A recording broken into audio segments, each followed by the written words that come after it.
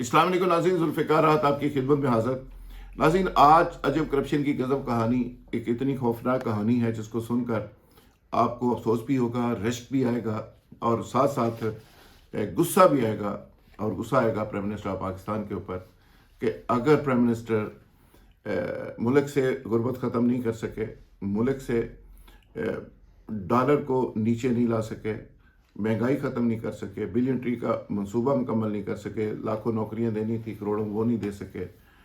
चलो ठीक है, सिस्टम बिगड़ा हुआ था, पुलिस का सिस्टम ठीक नहीं हो सका, ब्यूरोक्रेसी ठीक नहीं हो सकी, गवर्नर्स को यूनिवर्सिटी नहीं बनाया जा सका, वगैरह वगैरह। ये सारे स्लोगन्स थे जिसको वो पूरा नहीं कर सके। लेकिन एक ऐसा डिपार्टमेंट जो उनके दिल के बहुत करीब है, जिसका नाम है Pakistan cricket board. Cricket board के अंदर जो अंधेर नगरी मची हुई है, वो उसको भी ठीक नहीं कर सके। और वहाँ पे एक ऐसी अजीबोगरीब अजब करप्शन की गजब कहानियां सामने आ रही हैं कि जिनको आप सुनेंगे तो आप कानों को हाथ लगाएंगे कि ये हो क्या रहा है, और जो लोग कर रहे हैं वो कितने बासर हैं और किस कदर असर रसूख है उनका कि प्राइम मिनिस्टर ऑफ पाकिस्तान का पहले एक दोस्त मानी साहब वहाँ पे क्रिकेट बोर्ड के चेयरमैन रहे, अब वो उसको ठीक नहीं कर सके। उसके बाद पहले वाले साहब नहीं कर सके, फिर अब रमीज राजा जो प्राइम मिनिस्टर को रोज मिलते हैं वो भी ठीक नहीं कर सके। तो वहाँ पे हो क्या रहा है, माफिया किस कदर तगड़ा है और प्राइम मिनिस्टर भी बेबस हैं। ये बड़ी खौफनाक कहानी है और करोड़ों की करप्शन की कहानी है। और इस हवाले से एक खौफनाक ऑडिट रिपोर्ट सामने आई है, वो मैं ब्रीफली आपके सामने रखूँगा, जिसको देखकर आपको अंदाज़ा होगा कि हमारी जो कौमी दौलत है उसको माले गनीमत समझकर किस तरह लूटा जा रहा है। नाज़रीन, जिन दोस्तों ने अभी तक मेरा चैनल सब्सक्राइब नहीं किया वो सब्सक्राइब कर लें, बेल आइकन को प्रेस कर दें ताकि बर वक्त नोटिफिकेशन आपको मिलते रहे। नाज़रीन, आज की जो कहानी है ये सलमान नसीर नामी एक शख्स है जो 2011-12 में लॉ ऑफिसर वहाँ पे भर्ती होते हैं, 90,000 उनकी तनख्वाह मुकर्रर होती है। आज वो मौसूफ लॉ ऑफिसर से तरक्की करते करते वो CEO भी बन चुके हैं। वहाँ पे वो कमर्शियल हेड भी हैं, वहाँ पे ग्रीवेंसेस की एक सीट है उसके भी वही इंचार्ज हैं, वहाँ पे मार्केटिंग का एक शोबा है उसको भी वही देख रहे हैं। कुछ 4-5-6 टोपियाँ उन्होंने सर के ऊपर पहनी हुई है और सियासी असर और रसूख उनका इस कदर है जिसके बारे में ये कहा जा रहा है कि शाह महमूद कुरैशी साहब के बेटे ज़ैन कुरैशी उनके वो दोस्त हैं और उनको ना वहाँ से उठाया जा रहा है, ना हटाया जा रहा है, ना छेड़ा जा रहा है, ना इधर उधर किया जा रहा है। और वो तरक्की की मनाजिल तय करते करते करते करते जब मारते मारते वो कहाँ तक पहुँच गए हैं। 90,000 की तनख्वाह से शुरू होकर 12 लाख रुपए की तनख्वाह पे आज बैठे हुए हैं 12 सालों में। और आप हैरान होंगे कि 11 साल समझ लेंगे, 11 से स्टार्ट करके आज 22 है। तो इस मुल्क के अंदर हो क्या रहा है, यानी क्रिकेट बोर्ड जिसको प्राइम मिनिस्टर का बड़ा कंसर्न है, क्रिकेट से उनका बड़ा कंसर्न है। 92 में इसी क्रिकेट ने उनको फेम दिया, वर्ल्ड कप जीते, पूरी दुनिया में उनका नाम किया। आज वो प्राइम मिनिस्टर हैं इसी क्रिकेट की वजह से। तो अगर वो क्रिकेट को भी ठीक नहीं कर सकते तो फिर पाकिस्तान को ठीक कैसे करेंगे। चलो कहानी आपके सामने रखते हैं, फीडबैक ज़रूर दीजिएगा और इस तरह की और भी करप्शन की कोई कहानी हो तो हमसे सबूतों के साथ शेयर ज़रूर कीजिएगा ताकि हम आपकी आवाज़ लोगों तक पहुंचा सकें। सलमान नसीर साहब जी 2011-12 में लॉ ऑफिसर 90,000 रुपये में कंट्रैक्ट के ऊपर भर्ती होते हैं।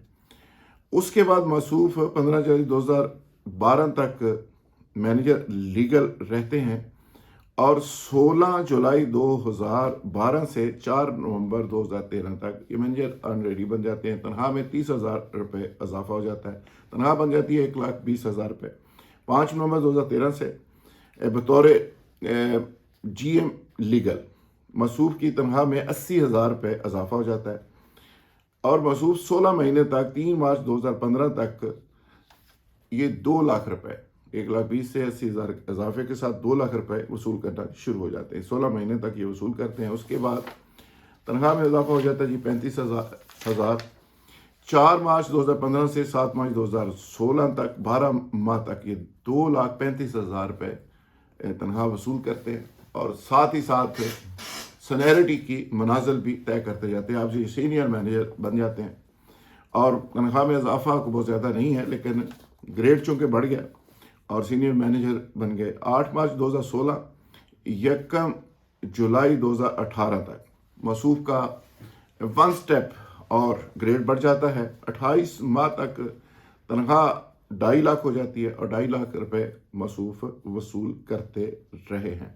यकम जनवरी 2018 से 11 फरवरी तक 7 माह तक 2,75,000 तनख्वाह मसूफ की हो जाती है जी। उसके बाद मसूफ क्या कहते हैं 12 फरवरी 2019 को मसूफ क्या करते हैं कि एक ऐसा काम करते हैं कि एक ऐसा मेरिट बनाया जाता है वहाँ पे कि जिस मेरिट के ऊपर से वही आ सकते हैं, और सीईओ के लिए मसूफ सेलेक्ट हो जाते हैं। और तनख्वाह में इजाफा कितना होता है? 8,25,000 रुपये। यानी आप अंदाज़ा करें कि वो मेरिट इस तरह का बनाया जाता है कि जिसमें जिस तरह का बंदा सेलेक्ट करना हो, आजकल ये रिवाज है, आम रिवाज है ब्यूरोक्रेसी में, कि जिस तरह का शख्स सेलेक्ट करना हो, जिस तरह की उसने जैकेट पहनी हो, जिस तरह की उसकी मूंछें हो, जिस तरह की उसकी उम्र हो, जितनी क्वालिफिकेशन हो, तो उसी तरह का इश्तिहार आता है। तो इसमें भी ऐसे ही हुआ। यानी डायरेक्टर की जो क्वालिफिकेशन है, डायरेक्टर की क्वालिफिकेशन के लिए 15 साल का एक्सपीरियंस ज़रूरी है, मास्टर की डिग्री ज़रूरी है। लेकिन सीईओ के लिए जो मेरिट बनाया जाता है तो बैचलर डिग्री और 7 साल का एक्सपीरियंस कहा जाता है, चूँकि मसूफ उस पर फिट आते हैं। यानी इतनी तगड़ी सिफारिश, इतनी मिसमैनेजमेंट और इतना जुल्म, और वो भी कौम के पैसे के साथ। यानी हैरानगी की बात यह है कि मसूफ किस तरह ये सारी मनाजिल तय करते करते, और ये ऑडिट रिपोर्ट के अंदर एक एक चीज़, एक एक करतूत सामने आई है, लेकिन इसके बावजूद कोई उनको पूछ नहीं रहा। तजारती मुआहदे मसूफ कर रहे हैं, कमर्शियल हेड वो हैं, ठेके कंट्रैक्ट सारे वहाँ पे जा रहे हैं। शिकायत के लिए ग्रीवेंसेस की एक ग्रीवेंसेस हेड होता है जिसमें सबकी शिकायत जाती है, वो मसूफ उसके भी इंचार्ज खुद से ही बन गए हैं, ताकि दूसरे मुलाजमों को ब्लैकमेल किया जा सके, उनको नीचे दबा के रखा जा सके। जिसकी शिकायत आनी है उधर आनी है, और मसूफ उसके इंचार्ज हैं और मसूफ ही उसके फैसले करेंगे, तो कोई वहाँ पे कैसे बोलेगा। अच्छा, अब ये कोई 2.5 करोड़ से जायद अब तक तनख्वाहें मसूफ वसूल कर चुके हैं, और ये जो खौफनाक कहानी है ये ऑडिट रिपोर्ट में पूरी तरह से अक्सपंदी उसकी हो चुकी है, और ये रिपोर्ट नीचे से ऊपर तक जा चुकी है। तनख्वाह किस तरह बढ़ी, ओहदे किस तरह बढ़े, छलांगे किस तरह लगाई।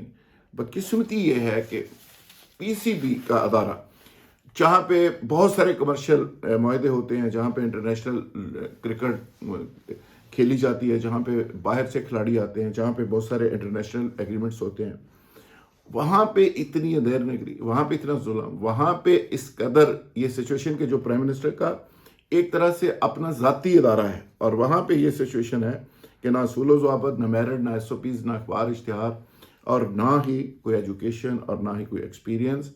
और ये सारा का सारा आज 2022 में, आज 2020 में, 21 में हो रहा है।